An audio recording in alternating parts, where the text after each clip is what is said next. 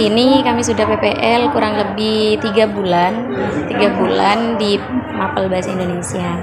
Saat ini kami ada tugas Ibu, tugasnya itu untuk mengobservasi pelaksanaan kurikulum merdeka di SMAN 1 Kamal. Nah, khususnya di pembelajaran berdiferensiasi, Ibu.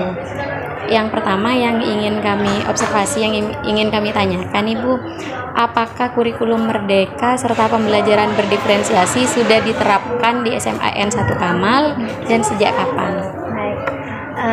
Untuk mungkin saya perkenalkan dulu ya, saya Alfia yang kebetulan juga staf kurikulum di SMA Negeri 1 Kamal.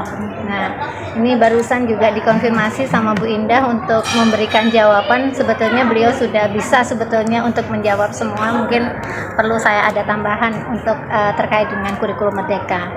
Nah, kurikulum merdeka ini sudah diterapkan di SMA Negeri 1 Kamal ini sudah sekitar 2 tahun ya berjalan.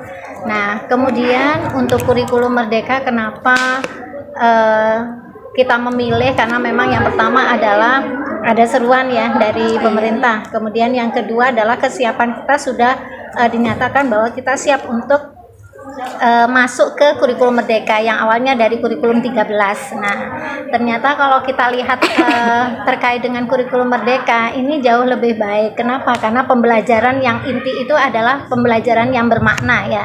Kalau yang sebelumnya mungkin semuanya ditata sedemikian rupa, kita tinggal melanjutkan di dalam pembelajaran, tapi di kurikulum merdeka kita boleh kesepakatan mana yang mau diterapkan, walaupun itu rambu-rambunya sudah ada CP di situ.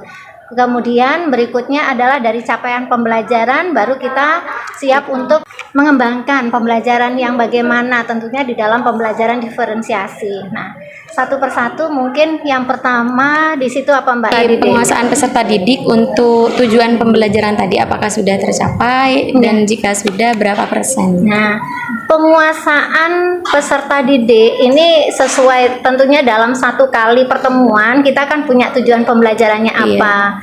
Maka kita akan bisa melihat apakah anak itu sudah tercapai enggak, yaitu dari evaluasi atau asesmen.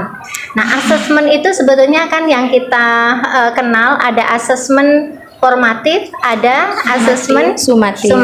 Nah, yang perlu diperbanyak untuk mengetahui apakah tujuan pembelajaran itu tercapai, yaitu asesmen formatif. Kenapa harus sering?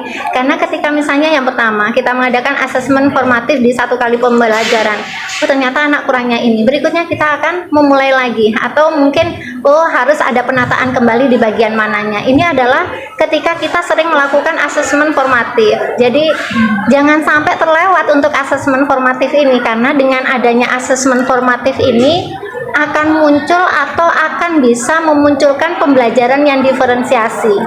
Nah, ketika misalnya dengan adanya asesmen formatif ini, anak ini kurang ini, beda dengan anak yang B misalnya, berarti saya harus merancang pembelajaran untuk berikutnya apa?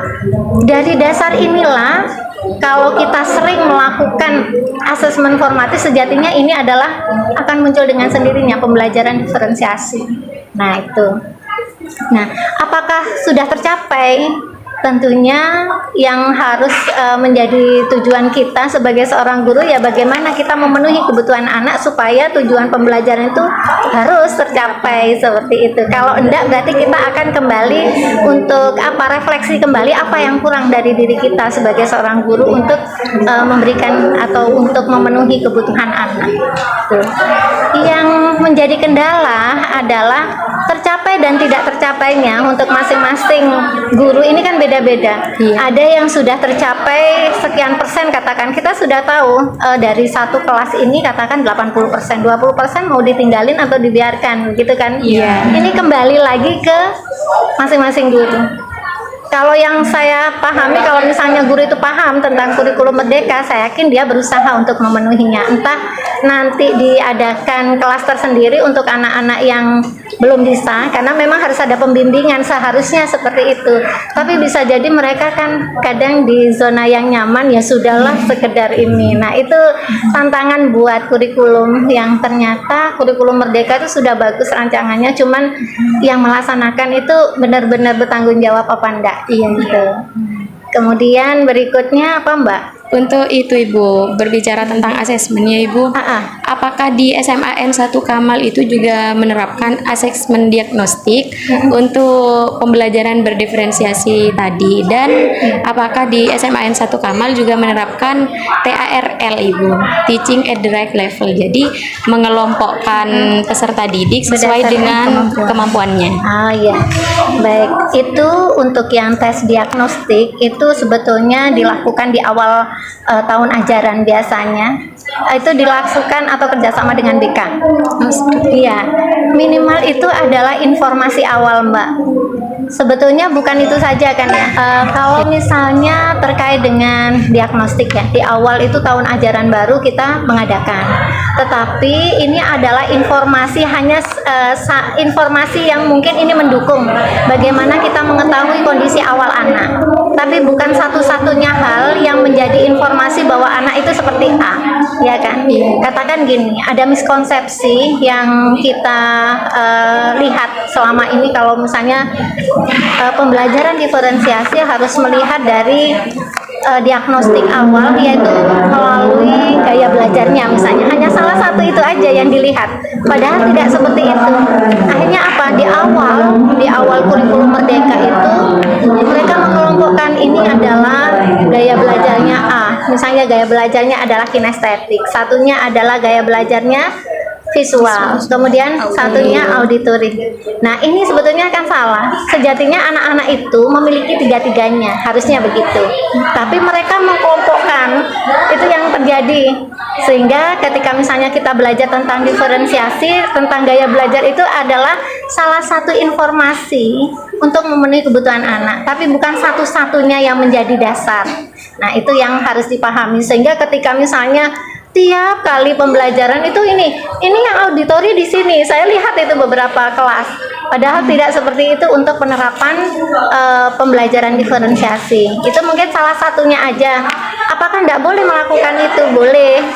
Boleh. Kenapa? Karena itu salah satu informasi. Kemudian berikutnya diagnostik itu mungkin dari kemampuan ya Mbak ya, ada kemampuan atas, tengah, bawah, itu juga penting kita tahu, sehingga kita mungkin suatu saat di maspelnya kimia, kalau saya sendiri biasanya kan anak-anak ada yang dijadikan satu, ada yang pinter kelas A misalnya atas, tengah, bawah itu jadiin satu supaya ini bisa menularkan. Ada yang berpikir begitu. Kalau di kimia, anak yang pinter, anak yang tengah sama yang nggak bisa, kalau dikumpulin yang biasa ini nebeng, wes nggak garap apa-apa.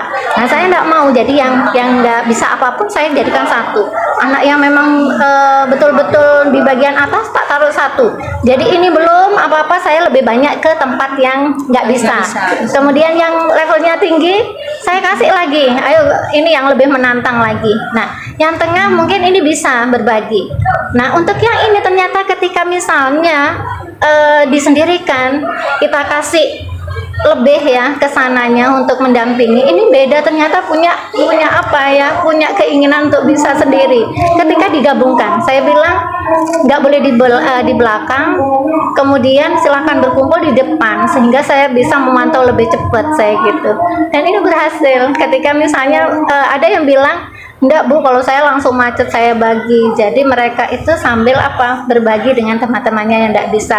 Bisa jadi di kelas itu bisa seperti itu. Ada yang kelas lain nggak bisa. Nah itu. Jadi intinya dengan melakukan tes formatif yang lebih sering, kita akan lebih bisa mengadakan pembelajaran diferensiasi lebih baik lagi, karena kita tahu informasi itu kan kurangnya di mana dari tes formatif.